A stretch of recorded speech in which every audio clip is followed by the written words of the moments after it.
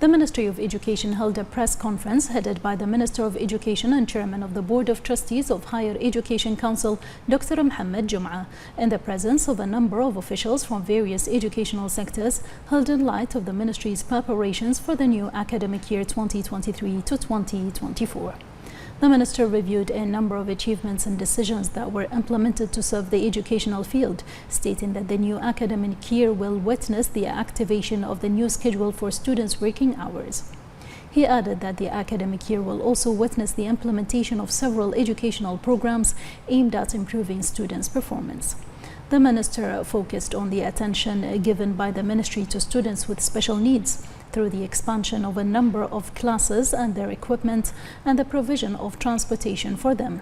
The Undersecretary of the Ministry for Policy, Strategies and Performance, Nawal Al-Khatir, discussed a set of data related to public and private schools, noting that the number of students enrolled in the public schools is about 155,000 students in 209 public schools.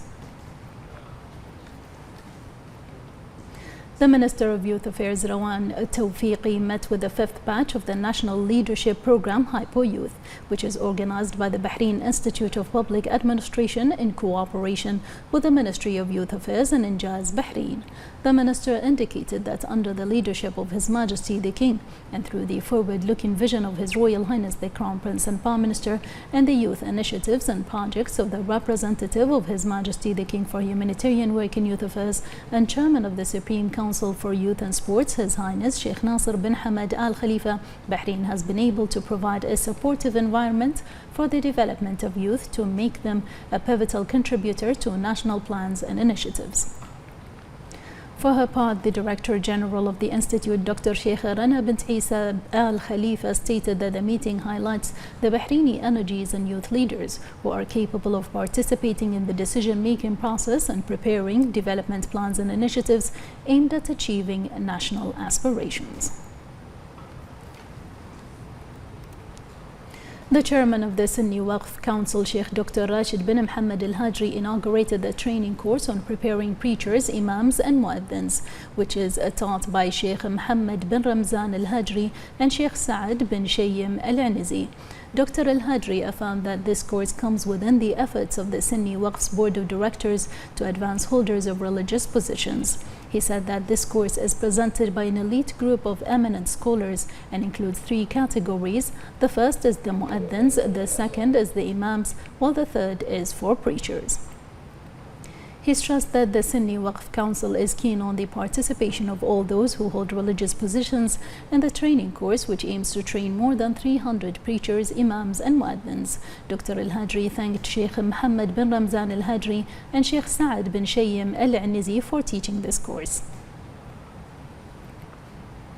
The President of Rwanda, Paul Kagame, received the credentials of the Ambassador of Bahrain to Rwanda, residing in Tunisia, Ibrahim Mahmoud Ahmed Abdullah. The Ambassador conveyed to the President the greetings of His Majesty the King and His Royal Highness the Crown Prince and Prime Minister and their best wishes of continued progress and prosperity to the government and people of Rwanda. The President of Rwanda expressed his best wishes to His Majesty the King and His Royal Highness the Crown Prince and Prime Minister, stressing keenness to further strengthen cooperation between the two friendly countries, wishing the Ambassador success in performing his diplomatic duties. For his part, the Ambassador praised the existing relations between Bahrain and Rwanda, which are based on cooperation and mutual appreciation. The Consumer Protection Directorate at the Ministry of Industry and Commerce launched an awareness campaign entitled We Are Here, which aims to educate on smart and sustainable consumption in accordance with Bahrain's Sustainable Development Goals through the participation of major commercial stores. The Inspection Directorate at the Ministry also organized an inspection campaign to ensure the availability of school supplies and tools and the validity of promotional offers coinciding with the start of the new academic year. Judicial officers from the Inspection Directorate also covered commercial markets, shops and outlets selling school supplies, during which they verified the availability of basic school supplies in addition to verifying the validity of the promotions and discounts that accompany the back-to-school season to prevent any violations or commercial fraud.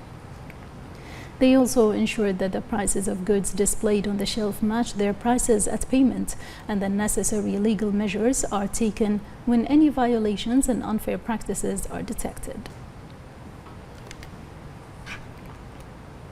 Bahrain launched its first infectious diseases center to provide integrated medical services with experienced competencies all at one place. The center will provide diagnostic methods for diseases that result from microbial infections, as well as providing the best care and treatment based on the latest scientific research for patients with microbial infections. During an epidemic outbreak, each of these rooms can be converted into a sanitary isolation unit to maintain a safe environment. The center meets with the highest standards and requirements and is being equipped with a low air pressure system to ensure regular replacement of fresh air in these rooms. The center includes several clinics specializing in treating all communicable diseases, providing medical and therapeutic consultations, vaccinations, and preventive procedures prior to travel to Bahrain, as well as medical consultations and checkups.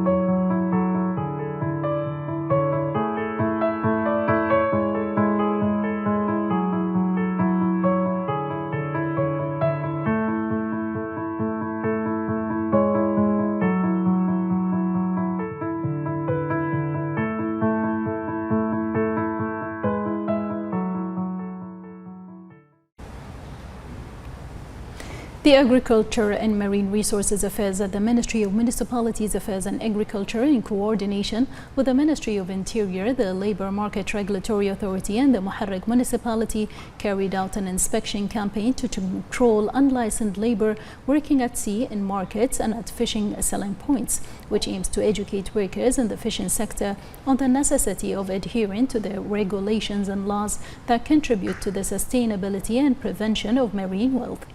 The Acting Assistant Under Secretary for Marine Resources, Engineer Hussein Makki, affirmed that the inspection and awareness campaign also aims to control the users of illegal fishing methods that negatively affect fish stock, stating that the campaign prevented 34 violating fishermen from fishing with nylon nets.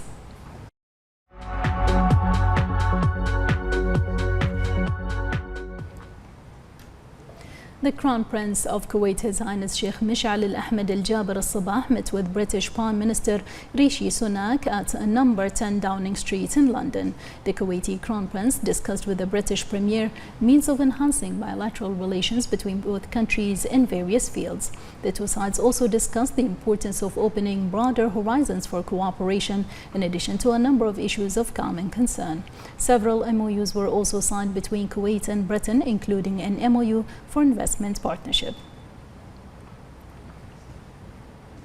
The Minister of State for Foreign Affairs of the Kingdom of Saudi Arabia, Adel Al-Jubair, participated as a speaker in a dialogue session on global security. On the sidelines of the 18th session of the Blood Strategic Forum held in Slovenia, Al-Jubair spoke about the most prominent global security challenges and the factors leading to their occurrence. In addition, topics on the importance of cooperation, dialogue, and unifying international efforts to achieve greater understanding and stability, as well as promoting peace and development in the world, were also discussed. The Secretary General of the GCC, Jassim Mohammed Libdewi, affirmed the keenness of the GCC countries to continue their relations and partnership with international and religion organizations. Libdewi pointed out that this concern comes within the framework of the Gulf states' efforts to build strategic partnerships that serve their interests. At this meeting with the ambassadors of the MICTA group, consisting of Turkey, Indonesia, Mexico, South Korea, and Australia, Libdewi discussed cooperation and dialogue relations between the Gulf Cooperation Council and the MICTA group. The meeting also discussed a number of issues of common concern. The UN mission to support the Hodeidah Agreement, UNMHA, is gravely concerned about continued civilian deaths and injuries, most recently due to 2 incidents of landmines and other explosive remnants of war in Hodeidah Governorate. This regrettable toll of civilian casualties serves as a reminder of the devastating impact of the conflict on the civilian population and the need for urgent intervention. UNMHA said it condemns in its strongest terms any forms of violations of the Hodeidah Agreement, especially those that impact the civilian population. The mission also expresses its sincere condolences to the bereaved families and wishes of full recovery to the injured.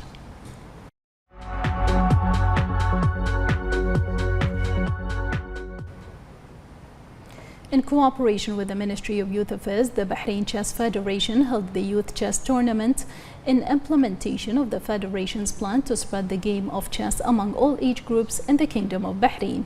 This tournament was able to attract nearly 200 young chess players. The Bahrain Chess Federation organized more than 30 tournaments in the Kingdom since its establishment in March 2023, which reflects a strong commitment to promoting the game and contributing to strengthening the Kingdom's position on the international chess arena, in addition to developing the skills of young players.